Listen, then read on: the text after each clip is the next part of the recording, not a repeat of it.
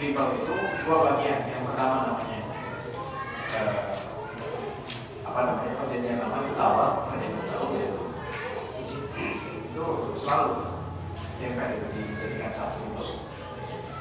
Kalau perjanjian lama ya saya bilangnya, tapi kalau perjanjian baru itu Yohanes, Lukas, Markus itu namanya ya sebagiannya murid Yesus Kristus. Kemudian kata Imam Al-Razi, tidak mungkin ya kitab Al-Quran sedikit atau banyak dimasuki tahrif. Ya. Kenapa? Ya. Kata beliau, ya, kalau ada seseorang yang berupa satu huruf saja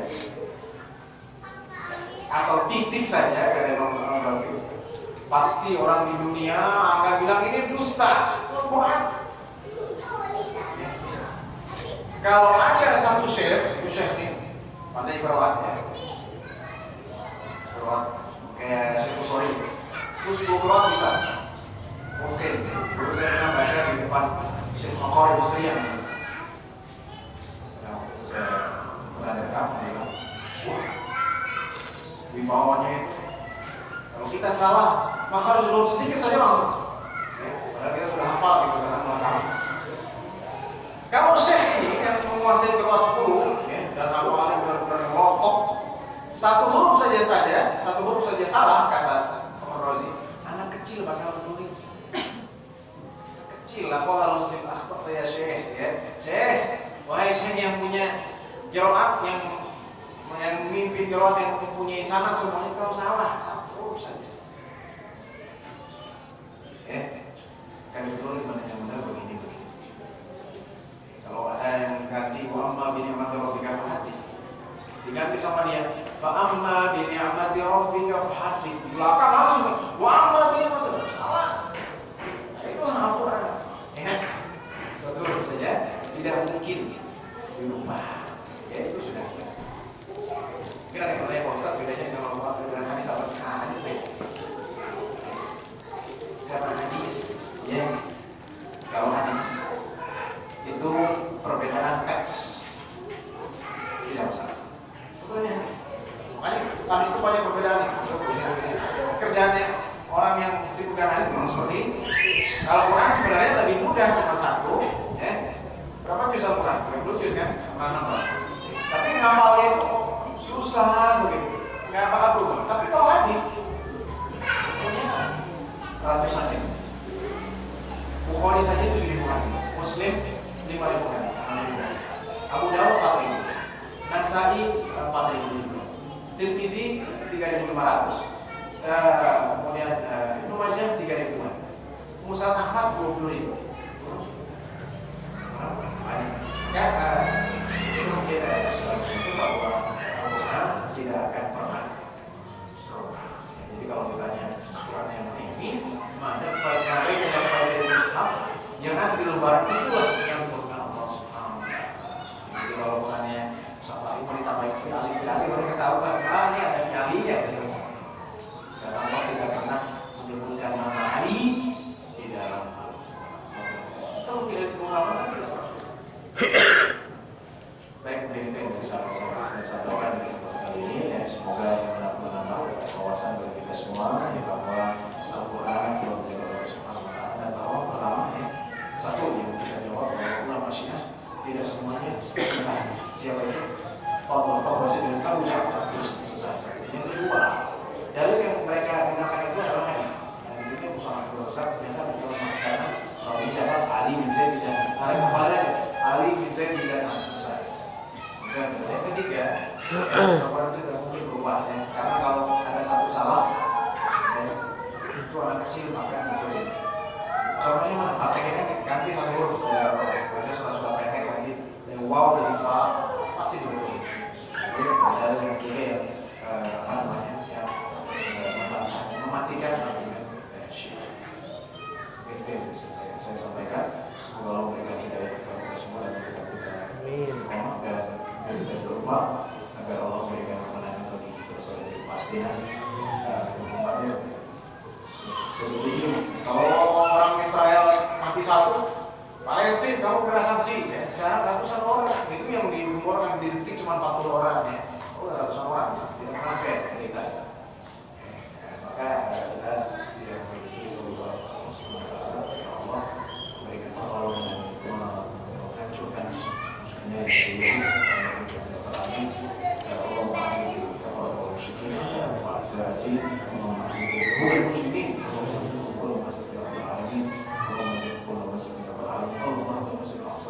المسلمين اللهم رب المسجد الاقصى الى اعين المسلمين اللهم ارزقنا صلاه في المسجد الاقصى اللهم ارزقنا الصحه والعافيه اللهم بارك رمضان الى نهايته اللهم بارك رمضان الى نهايته العالمين ربنا اتنا في الدنيا حسنه وفي الاخره حسنه وقنا عذاب النار سبحانك رب العزه عما يصفون وسلام على المرسلين سبحانك اللهم وبحمدك اشهد ان لا اله الا انت استغفرك واتوب اليك والسلام عليكم. Waalaikumsalam warahmatullahi wabarakatuh.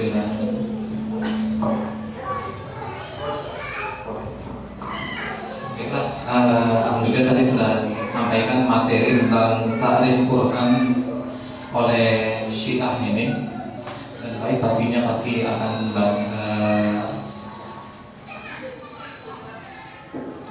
pastinya banyak hal yang ingin kita tanyakan kepada Ustaz Rahmat Moranda.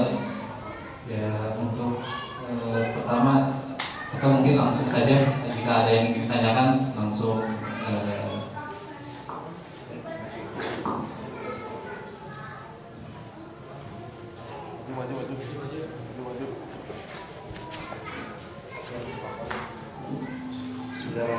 Assalamualaikum warahmatullahi wabarakatuh. Waalaikumsalam warahmatullahi wabarakatuh. Pertanyaan saya mungkin ini lebih terkait ke masalah Syiahnya sih. Ya, jadi sebelum Ustaz menyampaikan berita ini, saya dapat kiriman artikel tentang Syiah. Tapi memang ini artikelnya lama. Ini 10 Agustus tahun 2013 di website sunnahcare.com. Di sini dia menyebutkan beberapa tokoh Syiah Indonesia. Di antaranya yang sudah sangat terkenal Jalaluddin Rahmat, kemudian dia bilang Othman Syahab, kemudian Quraisy Syihab, kemudian Alwi Syihab, Umar Syihab, Haddad Alwi, kemudian ada juga Yosida yang Mercy, Yosida. Terus di sini ada dia nyebut soulmate, Ustadz soulmate. Ya, nah pertanyaan saya nih, kira-kira artikel ini apakah benar atau ada tendensius seperti itu? Terus yang kedua, bagaimana sikap kita ketika kita mendengarkan dakwahnya orang Syiah? Contohnya Metro TV itu kan masih menayangkan si Quraisy Syihab. Saya sendiri sebelum saya tahu dia Syiah, itu suka nonton dan apa namanya dakwahnya sepertinya isinya tuh sepertinya bagus gitu. Nah, kira-kira pandangan kita itu seperti apa gitu? Apakah kita ngaku Syiah nih, nggak usah ditonton? Itu kira-kira yang benar itu harus menawar Jerman itu seperti apa? Terima kasih.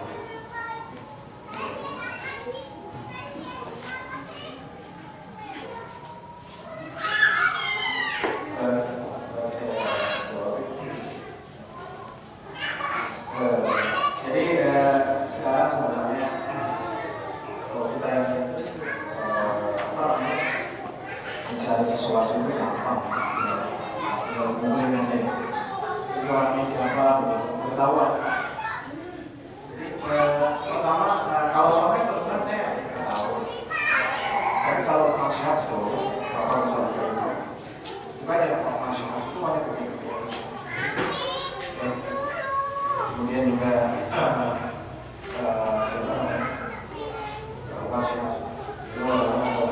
juga banyak memenangkan dan membela Syiah. Juga Al-Syiah itu jelas. Nah sekarang Syiah memang ini awalnya 50-50 gitu. Mungkin yang paling gampang diantara orang adalah Quraisy. Pertama, ya memang saya dengar suka Quraisy itu karena dia masih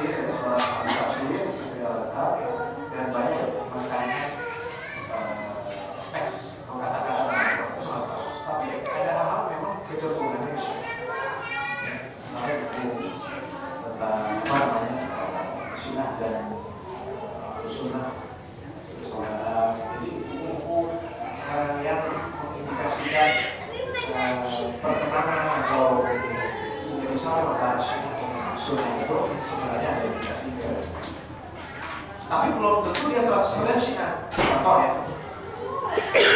Kecuali dia bilang dia ada kegiatan Syiah, jelas kita bisa mengatakan dia Syiah. Atau dia mengatakan perkataan ini.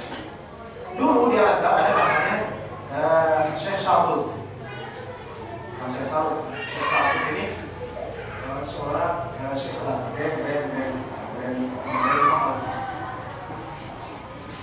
Beliau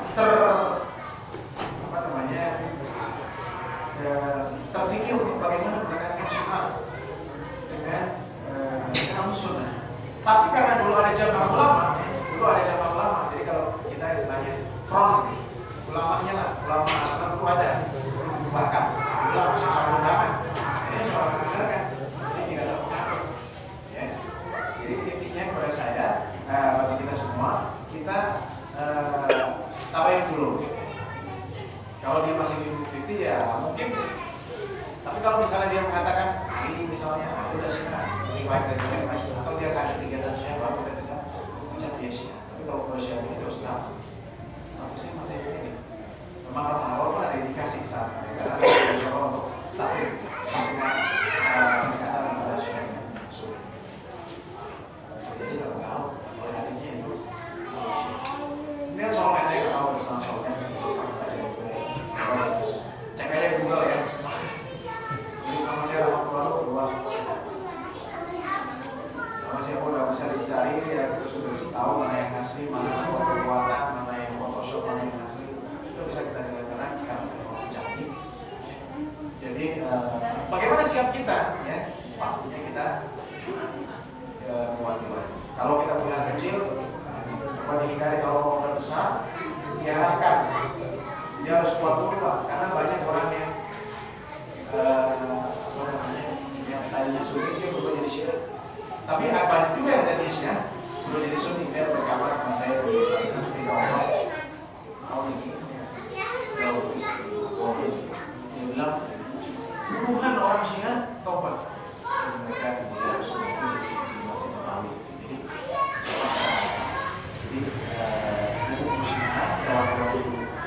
cirinya gimana sih Pak Ustaz? Cirinya pertama ya, orang-orang Syiah itu selalu sinis kepada Islam. Kecuali Zaidiyah itu kan ada di Indonesia. Rata-rata orang Rafidhah ya 12 Ismailiyah. Jadi kalau nyebut sahabat dia nggak pakai radhiyallahu anhu, udah. Ya itu kayak ciri orang Syiah. Kedua, kalau dia selawat, mau salat Muhammadin wa ala ali, selesai. Dapat puas sohbi. Makanya, sebabnya apa? Saya tegaskan saya.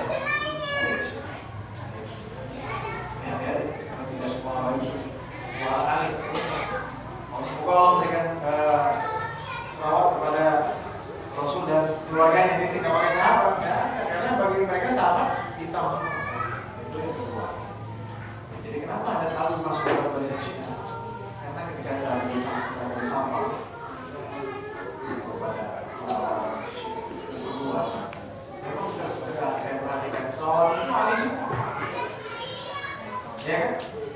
Fatimah, Hasan, Husain ada kayak lain. Jadi ini adalah mungkin perlu kajian Syiah kedepannya supaya kita lebih banyak. Ya. Bukan masalah tadi, kalau tadi gampang ya, tadi kan prioritas orang hafal Quran.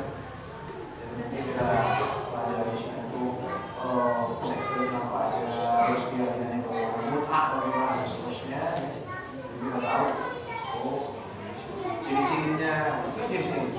Apakah yang pakai nikab semua Syiah? Belum tentu. Karena teman-teman kita salafi juga.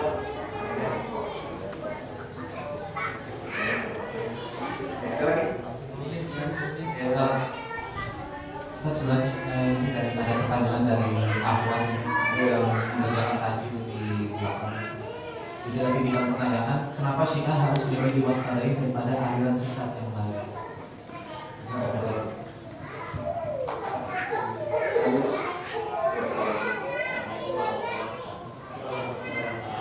Untuk penyebaran Syiah itu lebih cenderung kemana Ustaz? Ke orang yang pendidikan rendah atau pendidikan tinggi? Itu yang berikutnya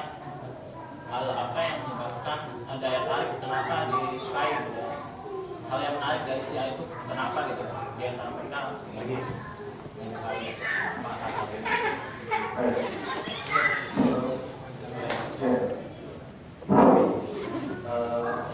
Di keluarga besar saya kan memang ada berapa ya? Tidak ada, tidak ada, tidak ada. Kalau ini gimana? Kalau saya lebih masa tahunya karena kalau sering diajak orang itu pasti langsung dijawab. Kalau dia merasa saya tahunya itu dari mereka tidak kami siap. Kalau ini kan maksudnya siap dalam kategori ada sesat ya sebenarnya, ada sesat ya. Bagaimana dengan ini ya, maka syahadatnya batal gitu sama seperti orang Islam yang masuk Islam itu. Jadi bagaimana cara kita mendakwahkan kepada keluarga kita yang sudah masuk Syiah gitu. Kalau gimana setiap pelajarnya bukan kemudian kalau sudah ini harus syahadat lagi kita kalau mengerti mau obat nih. Baik. Jadi tentang apa ya? Kenapa Syiah disukai? Karena kita melihat dari sejarah dizolimi kan orang biasanya kalau dizolimi kasih dan senang maksudnya Muawiyah gitu kan ada baki kemudian. Jadi peperangan antara sahabat itu dianggap serius, dianggap satu yang mengeluarkan sahabat dari keamanan mereka. Nah, itu kesalahan pertama sehingga nanti dianggap hal ini terlalu misalkan ya kemudian juga peristiwa padat dari mana haknya Ali diambil jadi karena kita mempelajari sejarah itu tidak mempelajari jadi kita mempelajari tarikh itu secara betul mengujinya jadi kita tahu siapa sih yang kita harus tahu kalau mau mengangkat Syiah kita harus tahu dulu kalau mau mengangkat Syiah karena Syiah punya banyak argumen dari bagaimana cara mendakwakannya ya ini Bapak sudah praktisi langsung ya karena saudara-saudaranya dari Syiah ya kita harus tahu sejarah yang kedua kita harus pendekatannya bagaimana pendekatan jelaskanlah bahwa sahabat itu semuanya baik itu dulu jadi mindset itu harus dirubah sahabat itu sebagiannya nipu sebagiannya pengkhianat kalau masih ada mindset seperti itu akan susah untuk diajak kepada kebenaran. Karena dalam pikiran mereka ahli yang tidak ada. Yang lain mana? Nah, bilang bahwa Rasul itu melarang untuk kemudian dari akhwat tadi, kenapa Syiah lebih ditakuti ya atau lebih diwaspadai daripada yang lain itu tadi? Karena dampaknya luar biasa. Syiah ini bukan firqah yang baru, itu sudah lama. Munculnya setelah zaman Hasan bin Musa sudah mulai setelah tabi'in mulai yang tadinya cuma politik berubah menjadi keyakinan yang kedua ya, dampaknya dirasakan kepada Ahlus Sunnah karena bisa dibuktikan ya. Yang mayoritas Ahlus Sunnah itu harusnya masih bisa hidup sehingga Ibnu Taimiyah mengatakan orang yang paling sayang kepada hamba Allah adalah Ahlus Sunnah. Jadi sampai mana sih tingkat kesesatannya? Diterima, mereka sholat di Masjidil Haram diterima karena sama. Cuma yang bedanya ya, kalau Bapak Ibu pernah haji ya, kalau orang Syiah itu mereka sudah menunggu di depan wakil. Ngapain mau ke makam siapa? Fatimah. Itu ada Sayyidah Aisyah, tapi mereka nggak ada Sayyidah Aisyah, makam Fatimah. Dan ada di YouTube juga ya. Ternyata orang Arab ini ada juga di sini. Jadi di YouTube itu mereka berada di depan, jaga kan itu baki nggak selamanya dibuka. Jika mereka masuk, diambilin tanahnya. Dianggap jimat dan keramat gitu ya. Nah itu sih. Itu penyimpangan. Jadi mengapa sudah lebih bahaya dan itu sudah mengeluarkan sebenarnya mengeluarkan itu sudah mungkin masih di kasus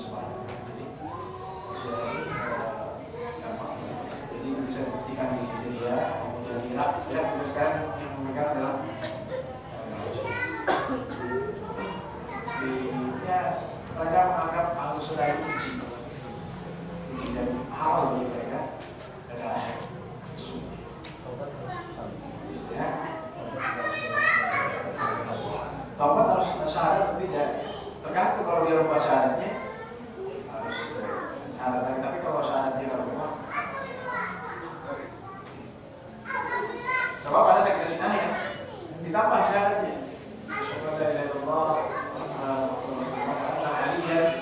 Habibullah, kalau itu harus diulang syahadat itu ada di kalau di Arab itu di Kuwait bagian selatan itu Syiah, yang pemimpinnya namanya Syekh Yasir Al-Habib. Luar biasa serangannya kepada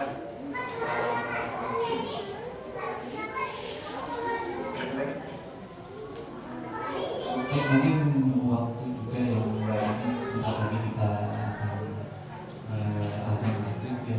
Jadi untuk saat ini itu cukup untuk materi tahrif Quran oleh Syiah ini. Demikian. Baik, tadi dari pemaparan tentang tahrif Quran ini ada beberapa hal yang bisa kita tarik kesimpulan bahwa tahrif sendiri itu lemah ya. Ada beberapa ulama Syiah juga yang